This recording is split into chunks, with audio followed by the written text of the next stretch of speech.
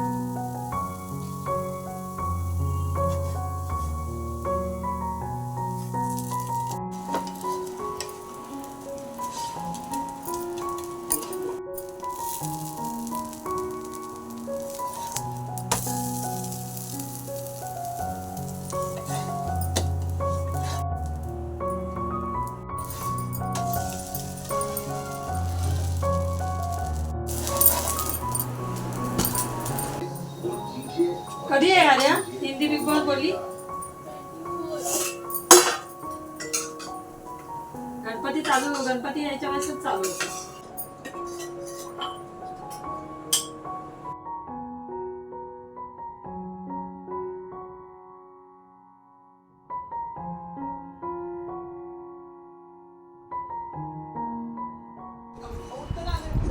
छान असा नाश्ता वगैरे झाला आणि त्याच्यानंतर लगेचच जेवण करायला घेतलं, कारण मला आहे ना श्रीकृष्ण जन्माष्टमी होती म्हणून छान असं श्रीकृष्णाची पूजा करायची होती, त्यांना अभिषेक करायचा होता.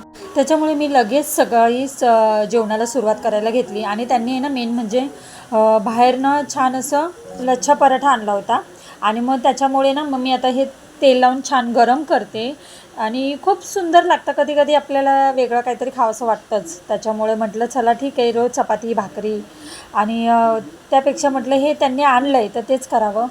आणि त्याच्यासाठी मग मी बटाट्याची भाजी करणार होती, पण बेत वेगळाच झाला. म्हटलं संध्याकाळीच करेल आता. ते तर मला सुचवलं त्यांनी बटाट्याची भाजी, पण त्याच्या आधी माझी भाजी फ्लावर आणि सिमला मिरची बटाटा अशी मिक्स छान रसरशीत भाजी करून झाली होती. तर मी त्यांना म्हटलं बटाट्याची भाजी मी संध्याकाळी करेन, कारण त्याच्याबरोबर खूप छान लागतं कॉम्बिनेशन. आणि आर्या म्हणत होती पनीरची भाजी करायची, तर दोघांची भाजी काही माझी झाली नाही करून. मी माझ्याच पद्धतीने छान अशी माझ्याच डोक्याने फ्लावर वाटाणा बटाट्याची भाजी करून मोकळी झाली होती आधीच. तर पटकन असं जेवण करून घेतलं आणि मी माझी पूजा करायला म्हणजे मोकळी झाली. आता ही सगळी पूजा मी तुमच्याबरोबर सुद्धा शेअर करणार आहे. तर चला, आणि त्याच्याबरोबर मी नैवेद्यसुद्धा करणार आहे त्यांना. आपल्या कृष्णाला दही आणि पोह्याचं खास करून खूप छान त्यांना आवडायचं, हे त्यांच्या आवडीचं पदार्थ आहेत. तर हे सुद्धा मी बनवणार आहे. ते कसं बनवणार आहे ते सुद्धा मी तुमच्या थोडक्यात शेअर करणार आहे तुमच्याबरोबर. मला एक गोष्ट तुमच्याबरोबर शेअर करायची वाटते की माझे व्हिडिओ मला आवडतात म्हणून मी शेअर करते. भले ते घरातले रुटीन असो किंवा देवपूजेचं व्हिडिओ असो किंवा इतर काही आपली एन्जॉय फॅमिलीचे व्हिडिओ मी टाकत असते. हे जे मी व्हिडिओ टाकते ते मला खरंच खूप आवडतं, त्याच्यामुळे मी हे व्हिडिओ यूट्यूबवर टाकत असते, शेअर करत असते. आणि तुम्ही एक माझी यूट्यूबची फॅमिलीच झाली आहेत आणि माझे एवढे सबस्क्राईब झाले, हे तुमच्यामुळं सगळं साध्य झालं आहे. तर खरंच तुमचे मनापासून आभार मानते. खूप छान असं कृष्णासाठी वस्त्र आणलं आहे, बासुरी आहे, गळ्यात हार आहे, एक सेटच आणला आहे मला आवडला म्हणून. आणि आज बघूया आपण खाली या छान कृष्णाला तयार करूया. तर सकाळी नाश्ता वगैरे झाला आणि सगळ्या घरातली कामं झाली आहेत, पण आज मेन म्हणजे जन्माष्टमी आहे. आणि सर्वात आधी जन्माष्टमीच्या आणि 15 ऑगस्टच्या सर्वांना खूप खूप शुभेच्छा. तर आज छान असं जन्माष्टमी म्हणजे कृष्णाचा जन्मदिवस आहे आज. 12च्या नंतर त्यांचा जन्म झाला होता. पण तर दही दुधाने अभिषेक करणार आहे, त्यांची छान पूजा करणार आहे. थोडंफार काय आहे व्हिडिओमध्ये ते शेअर करणार आहे, तर व्हिडिओ स्किप न करता पूर्ण पहा. तर चला. तर बघा माझ्याकडे श्रीकृष्णाची मूर्ती आहे, तर म्हटलं चला तीसुद्धा आज छान त्यांना धुवून स्वच्छ त्यांची पूजा करावी. तर मी इथे बघा फुलं वगैरे घेतले, तुळस त्यांना खूप प्रिय आहे, तुळस घेतली, सगळी भांडी वगैरे स्वच्छ करून दिवे वगैरे घेतलेत आणि त्याचबरोबर पाटावर लाल वस्त्र अंतरलं आहे.